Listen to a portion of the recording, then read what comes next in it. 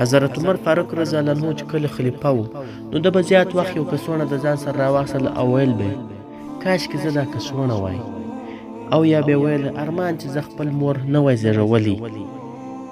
یوه ورځ یو سړی ورته راغی او د مبارک ته وویل چې پلانکي سړي پر ما ظلم کړ دی، راسره ولاړ شه د هغه څخه زما بدله واخله.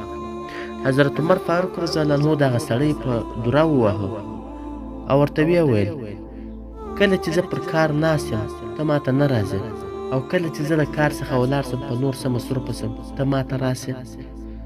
هغه نفر ولاړ نو دستې حضرت عمر فاروق رضی الله عنه بل نفر شاته پسې واست او هغه نفر یې بیرته راوغوښت او دوره یې په لاس ورکړه. ورته ویې ویل ای سړی ته ما وهلی یې، اوس ته زما څخه بدله واخله. هغه سړي ورته وویل ما ته د الله جل جلاله لپاره بخښلی یې. حضرت عمر فاروق رضی الله عنه کور ته تشریف یووړ او 2 رکعته نفل یې ادا کړل او بیا خپل ځان ته وویل ای عمره ته کښته وې الله جل جلاله لوړ کړې، ته ګمراه وې الله جل جلاله هدایت درته وکړ، ته ذلیله وې الله جل جلاله عزت درکړ، بیا د خلکو باچا جوړ کړې. اوس تا ته یو سړی راځي او درته وایي چې زما سره ظلم سودی د دې بدله واخله او ته یې په دوره وهې، سبا به د قیامت په ورځ خپل رب ته څنګه جواب وایه؟ حضرت عمر فاروق رضی الله عنه په دغه ډول تر ډېره وخته پورې پر ځان ملامتي ویل. د حضرت عمر فاروق رضی الله عنه مریی یعنی غلام حضرت اسلم رضی الله عنه و. حضرت اسلم رضی الله عنه وایي زه یوه ورځ د حضرت عمر رضی الله عنه سره د حرب په نامه یو ځای واغه ته تللم. شپه وه، یو ځای مو په ځنګل کې اور تر سترګو سو. حضرت عمر رضی الله عنه وفرمیل کیدای شي دا یو قافله وي چې د شپې په وجه به ښار ته نشي تللی، د ښار د باندې به پاته سوي وي. راځه چې پوښتنه یې وکړو او د دوی د نن شپې د حفاظت انتظام وکړو. هلته چې ورسېدو ومو لیدل چې یو ښځه ناسته ده، څو کوچني اولادونه ورسره دي، ژاړي او چغې وهي. یو دیګ پر نغري پروت دی، د اوبو ډک دی، لاندې اور ترې بلیږي. موږ سلام ورته ووایو او د نږدې ورتلو اجازه مو ورڅخه واخیسته. حضرت عمر رضی الله عنه پوښتنه ورڅخه وکړل چې دا کوچنیان ولې ژاړي؟ ښځې ورته وویل ډېر وږي سوي دي، د لوږې له امله ژاړي. مبارک پوښتنه ځینې وکړل. حضرت عمر پوښتنه ځینې وکړل چې په دې کې څه شي دي؟ ښځې ورته وویل دا دیګ مې د کوچنیانو د خوشحاله کولو لپاره د اوبو ډک کړی دی او پر اور مې ایښی دی چې د دوی زړونه پرې ډاډه سي، اطمینانه سي او ویده سي.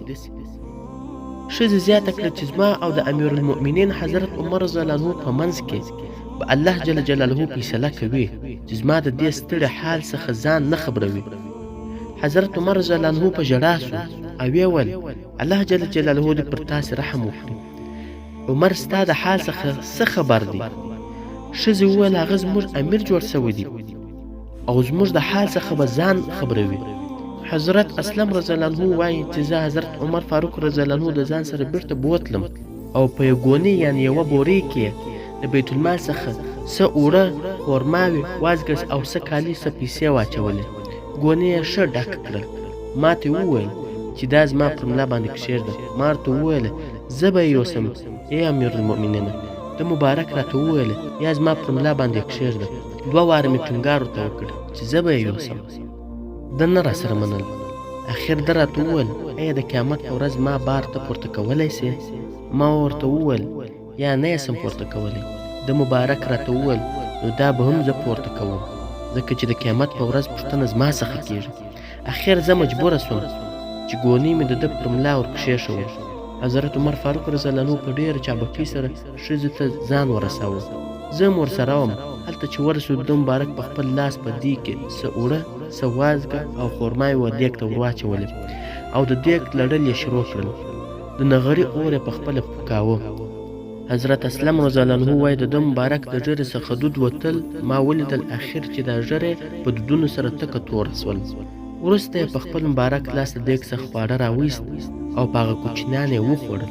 هغه ښه ماړه سول. په خندا او لوبو اخته سول دا ماشومان او کوم څه چې پات سول هغه یې د دوی د بل وخت لپاره وسپارل. ښځه م ډېره خوشحاله سوه او ویې ویل الله جل جلاله دې تا ته د خیر بدله درکړه. ته د دې وړې چې د عمر رضی الله عنه پر ځای باندې خلیفه سې. ښځې دا خبر له دې امله وکړل چې ښځې دی نه پېژنده چې دا امیرالمؤمنین حضرت عمر فاروق رضی الله عنه دی. حضرت عمر فاروق رضی الله عنه دې ښځې ته تسلي ورکړه. حضرت عمر فاروق رضی الله عنه دې ښځې ته تسلي ورکړه او ورته ویل کله چې ته خلیفه ته ورسې ما به هلته پیدا کړې.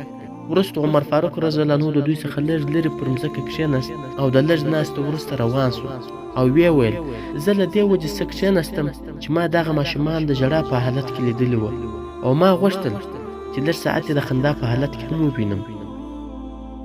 حضرت عمر فاروق رضی الله عنه به د سهار په لمانځه کې زیات وخت سورة الکهف، طه او داسې نور لوی سورتونه ویل او دومره به یې ژړل چې اواز به یې تر څو صفونو پورې رسېدی. کله به د تهجد په لمانځه کې په ژړا را پرېوت او ناجوړه به سو